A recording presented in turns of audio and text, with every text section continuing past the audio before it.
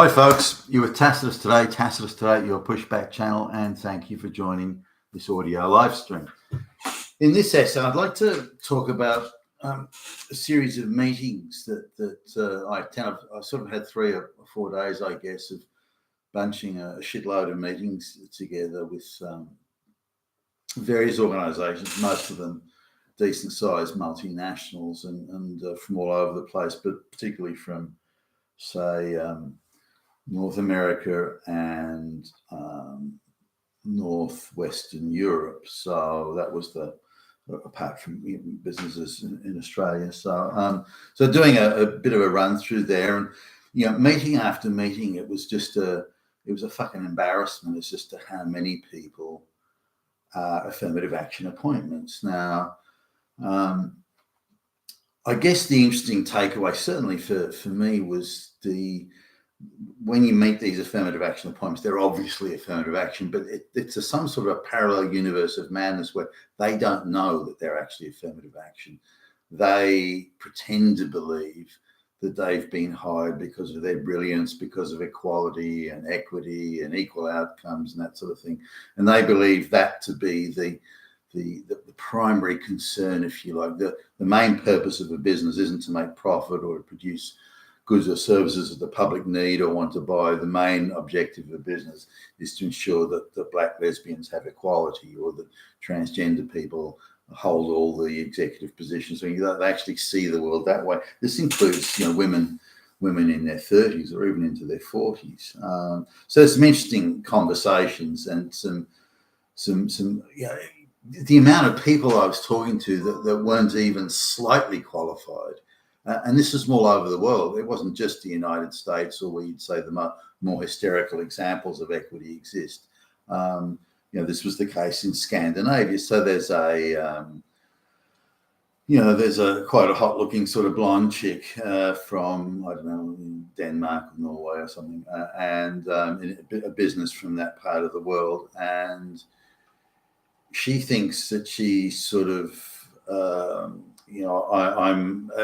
it doesn't take long to get it out of them. I mean, you don't have to really push it for them to start talking about how they're as good as any man in the organization, if not better.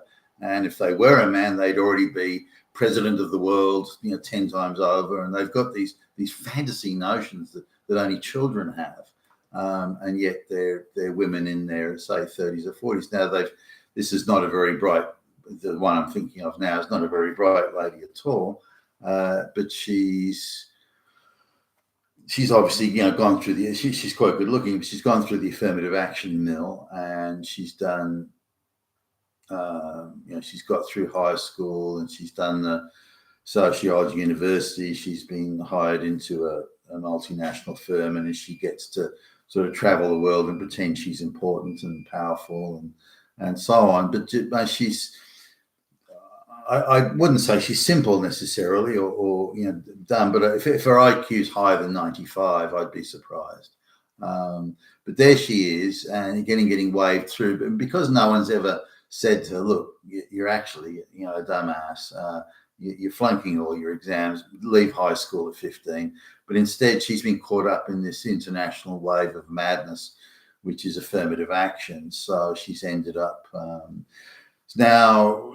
I know there's there's a few examples of this from Northern Europe. She's this, quite fit. She's obviously, making sure that she's doing the exercise and eating well and so on. She's got the dizzy blonde chick, sort of blonde hair type look, the skin tight trousers, the tight fitting top, and the whole thing. So there's no way she's not accentuating her good looks. There she is, and she does look pretty good. But when mere mention of that, do you think? So I just dropped it in quietly and having a chat, and some of the other people are sort of off having their little conversation. I'm sitting next to her, and I say, do you think women are still getting hired for their looks rather than their brains? And she instantly jumped into what sounds like a sociology lecture or something, saying, no, that's not true. That doesn't happen anymore. And women only get hired because of their brilliance, and suggested that she was brilliant as well, and that's why she got hired. So even Beijing or even further, saying, do you think women in the workplace, so they wear like skin tight fitting clothes and short dresses or something like that? And do you think that's in any way appropriate in this day and age, given that they're getting hired because of their intellectual brilliance? And quite unaware of what she was wearing, the skin tight pants and the skin hugging, body hugging stuff. And she's, oh no, that women don't do that anymore. And so again, you have this fantasy thing where even though she's wearing those, the skin tight spray on trousers, which I think are inappropriate for the workplace personally, but nonetheless, she's doing that. She's wearing the sexy clothes. She's got the dizzy chick, hair, and she's always playing with her hair and that sort of stuff. And I'm thinking, oh, fuck, and she's got this little girly sort of blush that she puts on, and yet she insists that none of those things are actually happening. And in reality, she's hired because she was a fucking damn genius. So, which is blatantly not the case. And the same with another lady who was German. In fact, these two could have been fucking twins. They had the same, almost exactly the same attitude. In fact, the speech they made, both of them made, is it was their brilliance and not their skin tight jeans or the short dresses. And both of them were very fit, and both of them had the same hairstyle, and they even spoke with the same cadence on their speech, even though they came from different countries. But they were both, very much of the view that it was there, or so they claimed. I think they were too stupid to really understand. But so even from that part of the world, they had this view that they were being hired for brilliance, when it was quite the opposite. They're blatant affirmative action hires to build up the numbers that we have enough women in there and so on.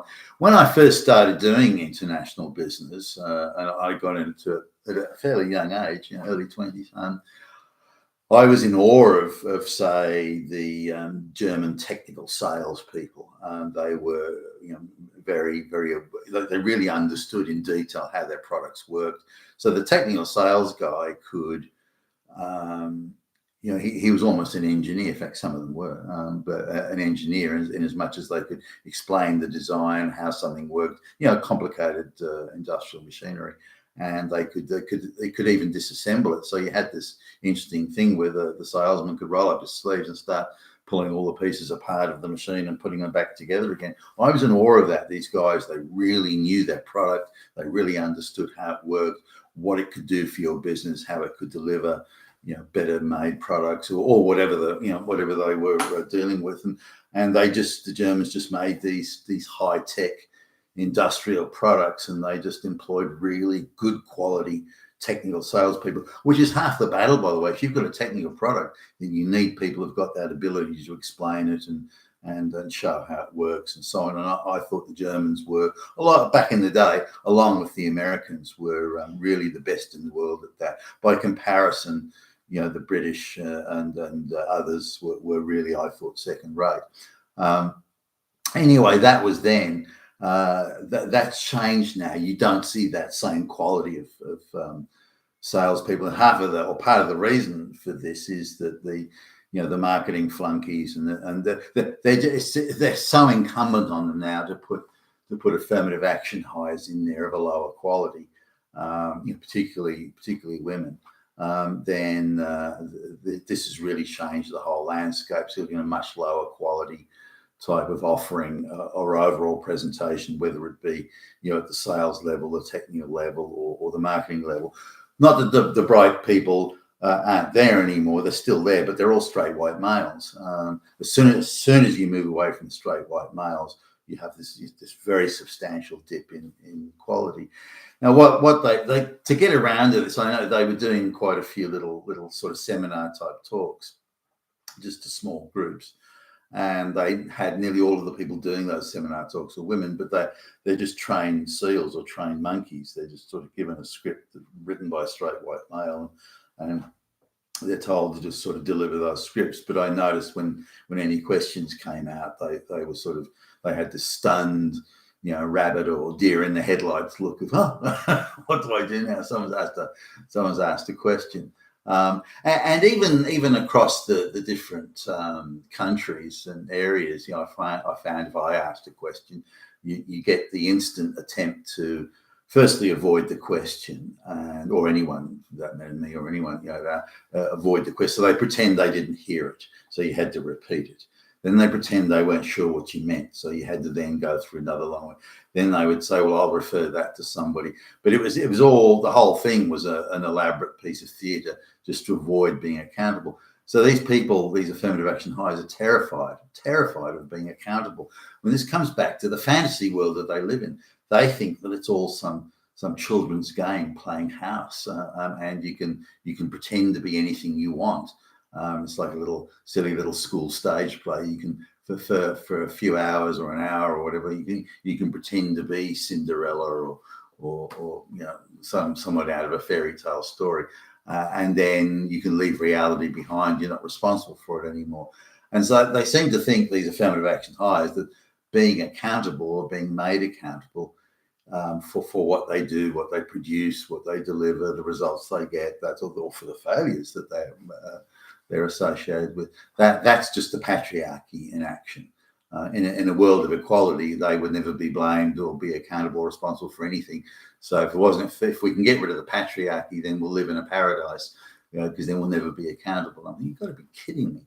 But these people, again, women in their 40s, mid 30s, late 30s, 40s, are thinking this. They're still children. They've never had to pass a test. They've never had to do or engage with merit.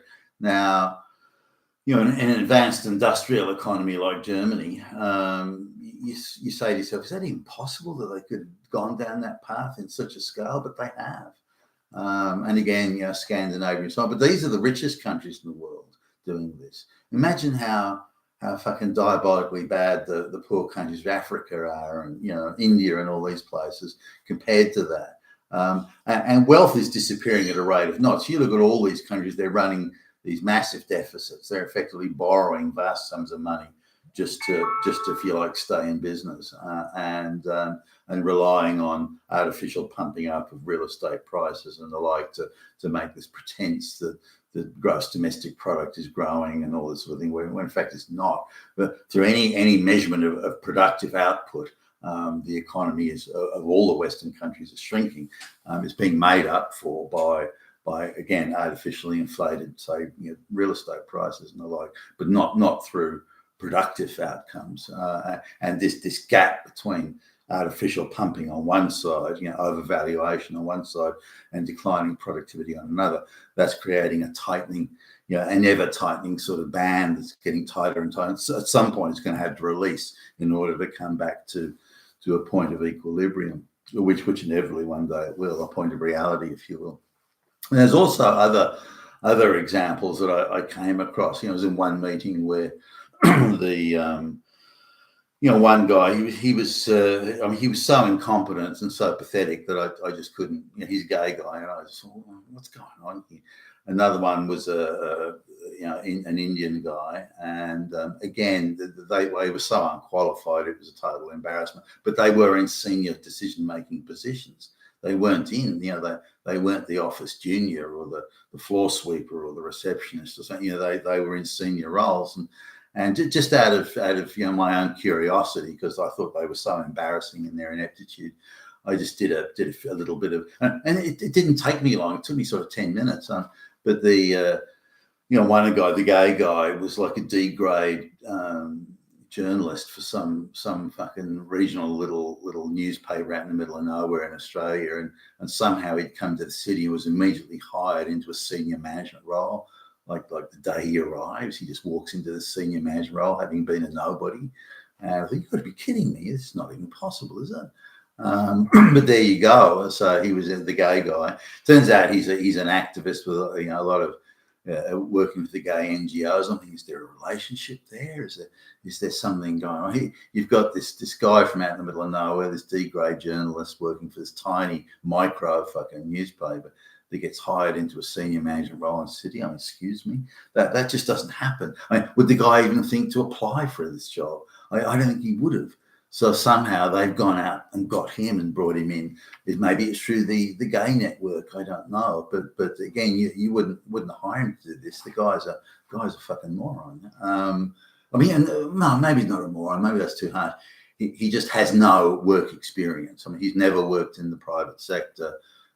He's never worked for a job where you get things done. He's just never had that sort of background, and so here he is being hired into that job, which is a bit of a plum job. I mean, it's paying like 3.5 to 4 times the average wage. So there are tens of hundreds of thousands of people who are qualified who would kill to get a job like that, and yet here's it being given to this guy. I assume because he's gay. So there's another guy at the same company. He's an Indian guy, and again, embarrassingly inept. And he's got this Brahmin sort of attitude of he's a demigod, so you can't question me type thing.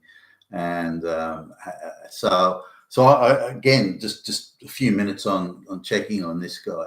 He claims he's got a degree and a master's from a particular university, and just a little, just calling up on the phone. That's all it took, just calling up on the phone.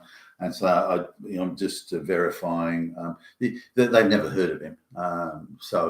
Then he claims to have been employed at a certain place, which if he'd been there, he would have had, in the job he claims he did, he would have had a certain level of experience and so on that wasn't showing at the meeting. It's like he'd never worked in this area before, or if he did, only in the last 5 minutes. And so just again, a phone call there. They've never heard of him. Now, why has this company, which is a prestigious brand name multinational company, by the way, why would they have hired someone who's got a blatantly false CV? Did they just not check, or did they do no verification, or what did they do? Because certainly the feedback I'm getting from out there is that if it's a white, straight white male applicant, the background checking is rigorous in the extreme, because they're looking for a reason to disqualify the guy. If they can find anything to use for disqualifying, they will. But if it's an affirmative action appointment, a brown, black person, gay, or whatever, then they're not only not rigorous, they will rigorously avoid making the background checks and doing the background checks and the verifications. And I don't think it'd be possible this guy could have sailed through. They must have checked on something. And my sort of guess is that they did check on his background, found that it was a fake background. And so, on his CV, found it was a fake background and decided to hire him anyway, simply because he wasn't white. So I wonder whether that was going on.